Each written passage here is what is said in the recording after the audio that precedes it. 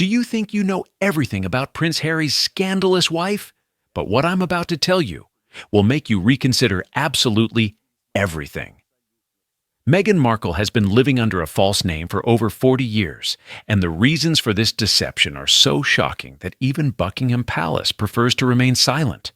Imagine a woman who shattered centuries-old traditions of the British monarchy, who forced a prince to renounce his royal duties and flee to America, has been hiding her true identity since birth. But this is just the tip of the iceberg. Prince Harry's wife is known to everyone as Meghan Markle, but in reality, the Hollywood actress, who has been associated with many royal scandals, has a different name. Meghan Markle has never publicly used her real name, and it's not because the name is unmelodious, nor because Meghan doesn't like it. Meghan Markle, as is known, was born in 1981 in California, USA. Her mother is Doria, who worked as a social worker. The Duchess of Sussex's father, Thomas Markle, worked in Hollywood as a lighting director and achieved considerable success in this profession, receiving several prestigious awards. Even when Meghan was Prince Harry's fiancée, English historians took pains to trace Thomas's ancestry, and therefore the future duchesses, back several generations. Experts found that although Meghan was born in America, she is a distant descendant of one of the English kings, as well as one of the queens. It turned out that one of Meghan Markle's distant great-grandmothers was a cousin of Queen Jane Seymour, one of the unhappy wives of King Henry VIII, the Bluebeard. Henry, as is known, treated his first wife, Catherine of Aragon, very badly, abandoning her. Then he executed his second wife, Anne Boleyn. Jane Seymour was his third wife, the only one of all Henry's wives who gave him an heir. Jane died in childbirth, and Henry subsequently married several more times, again abandoning one of his wives and executing another. Also, according to historians, Thomas Markle, like Meghan, are distant descendants of King Edward III of England. One of Edward's great-grandsons once went to the New World. But be that as it may, immediately after Meghan's birth, as is customary in Western countries, she received not one name, but two. The tradition of giving children several names appeared in Europe in ancient times. Previously, second and last names were most often the names of saints. In Europe, and later in America, it was believed that the more such names a child had, the more patron saints he had. Today, in Europe and the USA, parents most often give children no more than two names. The first name is considered the main one, and the second is the middle name.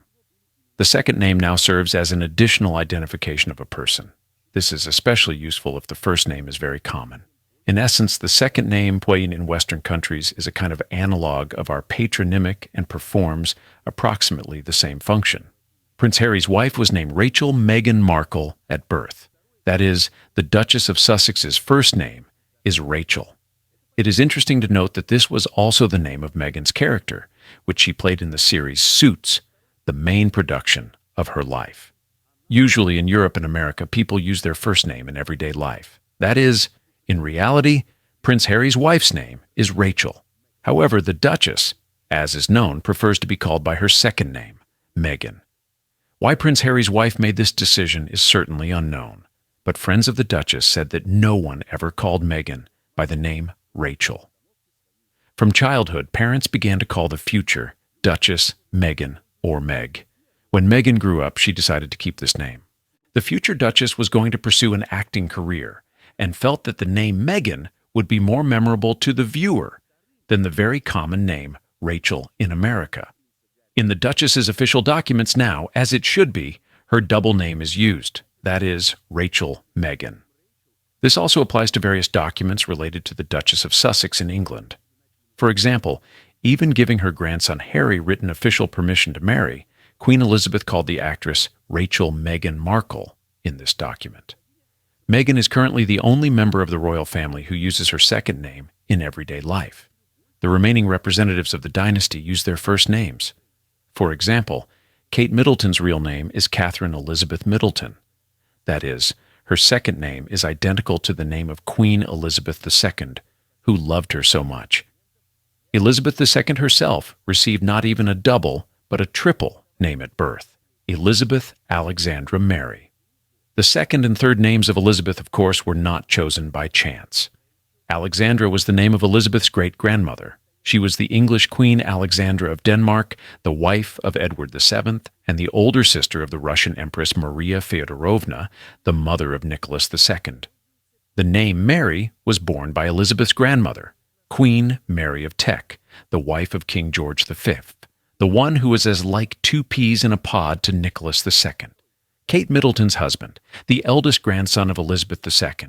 Prince William, in fact, bears the name William Arthur Philip Louis.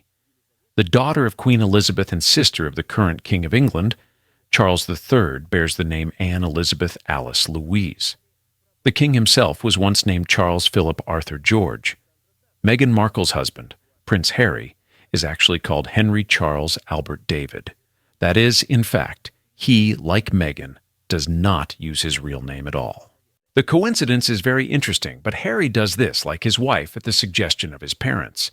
The youngest prince was once called Harry by his mother, Princess Diana. Following her, Harry was also called by the people around him. When the prince grew up, he simply decided not to change anything.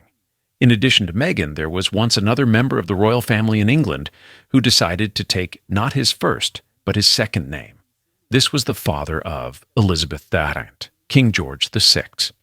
In England, as is known, it is customary for kings to choose for themselves before the coronation how they will be called as a monarch. Like ordinary people, kings usually choose their first name. This is exactly what Prince Charles did, for example. Before his coronation, everyone wondered what he would be called: Charles, Philip, Arthur, or George. As a result, Charles chose his first name. Charles and Král are the same thing. Elizabeth II's father did it differently. The King of England bore the name Albert Frederick Arthur George. That is, he chose his last name as the coronation name. George is the same as Georg. It is known that in addition to long names, members of the royal family also have nicknames and secret code names that the Palace Security Service uses. Meghan Markle, for example, when she still performed royal duties with her husband, had two nicknames in the palace, one quite flattering and the other contemptuous. The contemptuous one. Doe E. Meghan was given by Harry's grandfather, Elizabeth II's husband, Prince Philip. The prince always compared Meghan to another American, because of whom one of the most serious royal scandals in the history of England broke out. Philip believed that Meghan was similar to Wallis Simpson, a U.S. citizen whom King Edward VIII once married. For the sake of marrying this woman, Edward abdicated the throne, as a result of which the father of Elizabeth II, George VI, became the King of England. Wallis thus gave the BCF a lot of trouble, and Prince Philip always suspected that the same would happen with Meghan. That is why he gave the actress the nickname Doe E. This nickname actually stands for the abbreviation of Duchess of Windsor in English. After the abdication, King Edward VIII received the title of Duke of Windsor. Wallis accordingly became the Duchess of Windsor. That is, in essence, Prince Philip called Meghan Duchess of Windsor, and thus compared her to the scandalous wife of Edward. Meghan's second nickname was given by Prince Harry's father, Prince Charles. Charles called Meghan Tungsten. The prince considered Meghan a very strong-willed and decisive woman. Tungsten is the most refractory metal of all, and very durable. Prince Harry's nickname in the royal family was Ginger. This nickname was also given to the prince by Princess Diana. Meghan and Harry's secret names in the Royal Security Service are Davina Scott and David Stevens. These names are used in the secret security reports. Elizabeth's code name was Sharon. For Kate, the name Daphne Clark is used. For William, Danny Collins. For Charles, Unicorn. Meghan Markle can't win, and it's all her own fault. No one to blame. Meghan has only trapped herself in her own attempts to be an ideal brand face, Jacqueline Powers believes. Love Meghan proves that Markle just can't win, and it's her own fault she doesn't learn from Gwyneth Paltrow.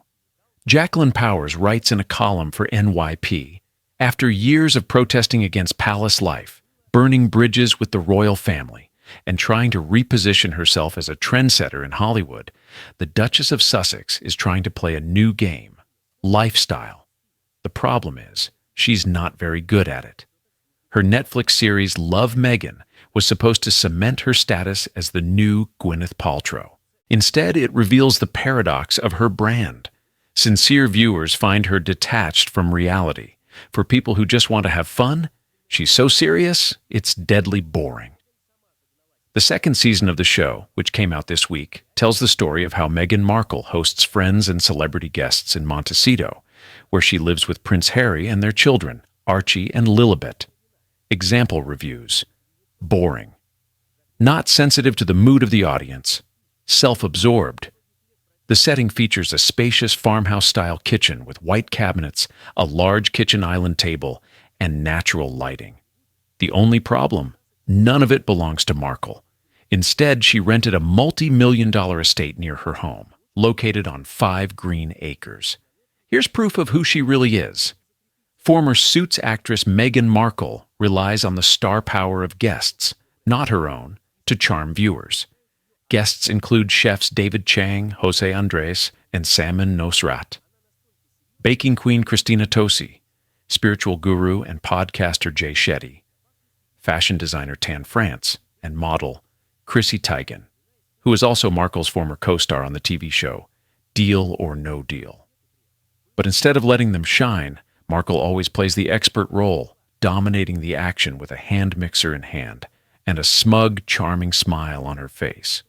Recipes flash by at the speed of light, too complicated to replicate at home. But thanks to the magic of editing, Markle miraculously manages every attempt. Sourdough? Perfect. Coconut macaroons? Perfect. Pressed flower decorations? Perfect. If you want to try it yourself, instructions are available on the Netflix website. You'll need polymer tape, a UV lamp, and at least 24 hours to make a necklace out of flowers dried in the microwave in 9 steps. But here's the catch. Even if Meghan leaned into a messier version, it wouldn't work. If she were spotted with burnt food or ruined dried flowers, she would still be criticized. That's because Markle's authenticity has become so questionable that showing off her flaws would be seen as another pretense. She has backed herself into a corner where every step she takes seems fake. The Duchess, desperately trying to rewrite her history, has alienated most viewers. By burning bridges on all shores, she found herself on an island that she herself created. Love Meghan is in essence one long Instagram video where garden purn meets borrowed farmhouse chic. There's no emotional connection with the audience, like the very winks that made Paltrow's ridiculous series, The Goop Lab, so funny. Markle doesn't seem so much interested in creative experiments as she is in reminding the world that she can do everything flawlessly, with a small army of assistants in the background, and become the face of a health-conscious brand, as ever, which has so far proven too small-scale and random to compete with Martha Stewart. The irony is that by overplaying it safe, Markle has made herself unremarkable. She's chasing the Goop empire without realizing that Paltrow's secret weapon is her sly awareness that she's selling a ridiculous, outlandish fantasy.